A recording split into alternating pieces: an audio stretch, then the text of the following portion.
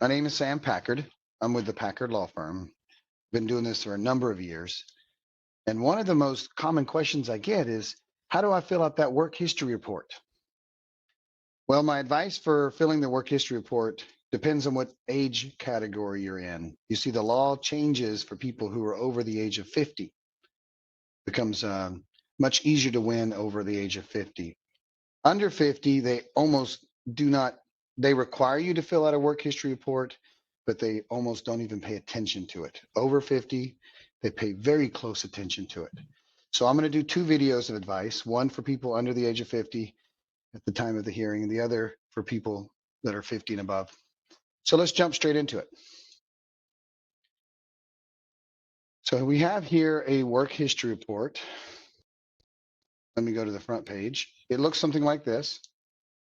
And the government requires you to fill it out. They've asked for me, they sent me a personal letter actually, asking me not to fill this out for my clients. They say it's my client's testimony, but I can give advice on how to fill it out. If you're under the age of 50, again, the most important thing is that you do it, that you fill it out. If you do not fill it out, they will deny your case for failure to comply with their instructions. If you're under the age of 50 and you do fill it out, they ironically don't pay very much attention to it at all. It makes very little difference to the case. But I still tell my clients to fill it out, because if you don't do it, you're giving them an excuse to deny it. So what I want to do is kind of walk through the pages to make it easier to know how to fill it out. But keep in mind, the main thing is, if you're under 50, is that you do it. Do not stress over wording it perfectly. Just get it done. So the first page is kind of a cover page. So you put in your name, phone number, and this right here, this section, they have 10 spots to cover the jobs that you've performed over the past 15 years. If it's longer than 15 years, you don't have to include it. I've had some people say things like, well, I've worked for a number of different employers. We are always changing employers, but doing the same kind of work. Do I have to list each and every single one? What I usually recommend is it's okay to lump those together. So for example, let's say you were doing some construction work, but work for multiple construction companies. You can say job titles, construction work. And the date range was years 2015 through 2020. You can be very vague and very broad about this. Again, you don't have to worry about being exact. So if you're nervous about the dates, did I get the dates right? Well, number one, if you're under 50, they barely consider this report. Number two is the government, they do their own work history research. They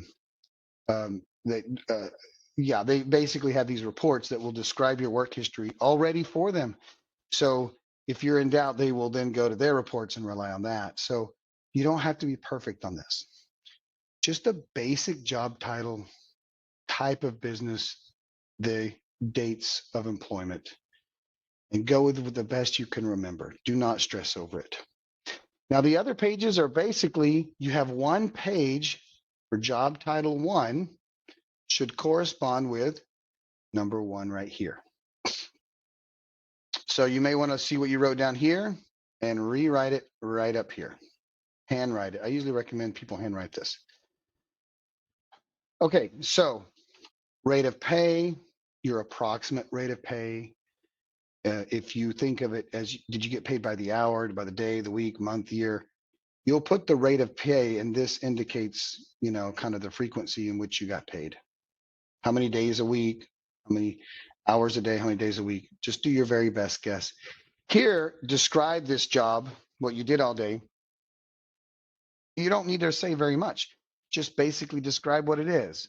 It's something you would tell somebody at a family reunion. Well, what do you do at your job? Well, basically, we do X, Y, Z. And then over here in this job, did you use machines, skills, writing reports? And this is such a vague question. I usually tell people, say yes if you really needed special training for it. Every job has some form of report. Every job does some form of writing, whether even on a sticky note you write to someone. So here they're looking to see what skills you've acquired over the years at these jobs. And so if the machine you used is something you learned day to day, I wouldn't, it's, you learn on the job. It's the kind of thing you learn as you go. Then you don't click yes, you would say no.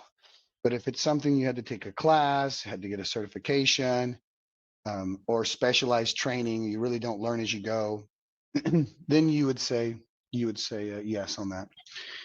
Um, a lot of people get confused about this section right here. How many total hours did you do these things? What I usually recommend is to, for a lot of people get confused on the math. They want to add up all these sections. Don't do that. And they want to add them all up and divide it by 8. Just write down what you're expected to be able to do. So there's some jobs that allow you to sit, allow you to stand, and it would be easy to say, well, you sit half the day, 4 hours, stand half the day, 4 hours. But you're really expected to be able to stand for all 8 hours and able to sit for all 8 hours. So what I would say is walk 8 hours, stand 8 hours, sit 8 hours. So think of this as more as like a job description of your maximum capacity necessary to perform the job, rather than a mathematical calculation of what you did, if that makes sense. So usually if it's, you put 8 hours, if it's an 8-hour day, 8, climbing, 1, 2. Okay. Lifting and carrying, this gives you a chance to really, they give you a chance to click a box, but this is where you get to put it in words. So did you have to carry boxes? Did you have to carry supplies? Think of the heaviest stuff that they really wanted you to be able to carry.